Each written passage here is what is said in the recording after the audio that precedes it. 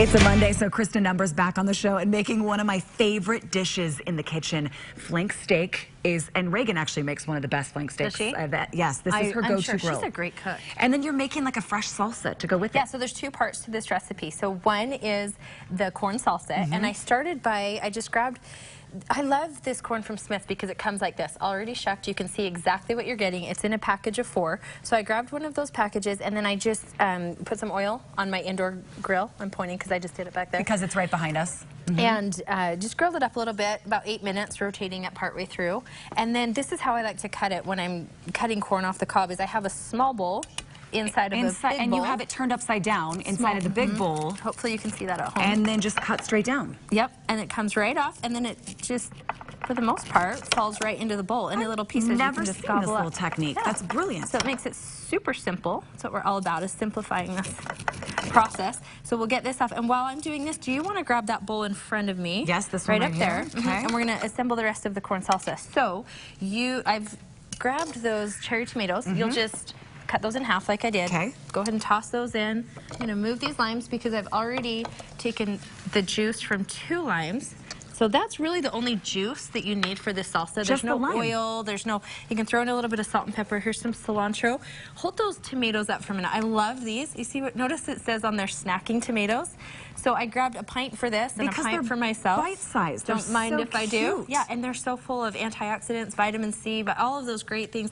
So yeah, grab one of those to snack on. What makes it so easy? It's a great summer snack. So that's part 1 of the recipe. Oh, little jalapeno. If you want to tone down, this is kind of a spicy dish. If you want to tone down the spiciness, omit the jalapeno from the salsa, and then omit the cayenne pepper from this rub that we're going to do. You put the whole jalapeno in there. I did. That was a whole jalapeno. You like a kick. Seeded. And then remember, if you make this a day ahead, remember that jalapeno intensifies in the heat overnight. And so that's something that you could throw in last minute if you don't want it to be super spicy. But I know some of you out there love the spiciness factor. Oh, I learned something. I didn't know the longer this marries together, the hotter it gets. Exactly. So be careful. I learned that the long way, or the hard way, years ago, making a bunch of homemade salsa.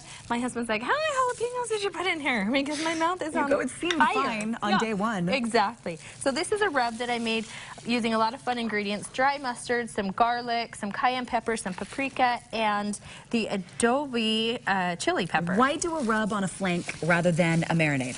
So that's a great question. The flank is traditionally a little bit tougher, and I love to really get like some elbow grease going and get the rub and the flavor down in here and infuse it.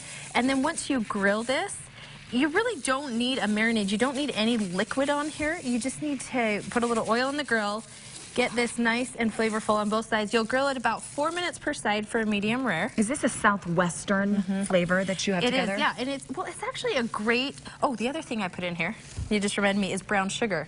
Oh. So it is a little southwestern, but it's got some sweetness to it too, because you know I have to have sweet. Spicy, I'm with you. And it is pretty spicy. So again, if you want it a little less spicy, my kids were like, well, it's just was it a hair too much? Like just this side of that. Okay. I was telling the crew earlier, we ate an entire watermelon last night with this dish to kind of balance out the sweet and spicy. You can see all those great spices right there that I grabbed at Smith's this morning.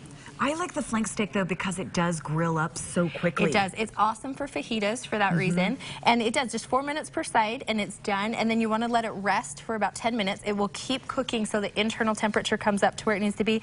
And then I like to throw it back on right at the last minute, and it just kind of gives the outside a nice crust. Oh, you sear it again. Yes. After it's at the temperature I want. Not to keep cooking it, but just to give it that great texture. And then you want to make sure, because skirt steak and flank steak is traditionally a little bit tough, you want to cut it against the grain and kind of break up those muscle fibers in there, and then it'll be that much more tender.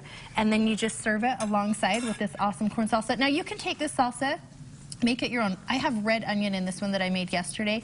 You could add some scallions, you could add some minced up garlic, a little salt and pepper. There's kind of take that and make it your own. That fresh sweet corn with the savory makes steak, all the difference. they just go together. So you're going to pour the corn in here while I tell everybody where to get this recipe. Go to our website, goodforutah.com/GTU. It'll be right there. And don't forget to check out Simplify Supper. If you are frustrated with dinner time, kids are out of school, you want to throw things together, Krista has the best ideas. Simplify Supper simplysupper.com. And she meal plans. She tells you where to buy everything. And it's all completely free. Our app is completely free in the App Store. We've got the website, like you mentioned. We've got all of the tips and tricks you need to simplify supper, get your family around the dinner table on a busy summer night or any night. It's the next best thing to have her come over and making it. I've tried that too. I know, I've tried the app. Go to our website, everyone. We'll put it all right there, and we'll assemble this and be right back with more Good Things Utah.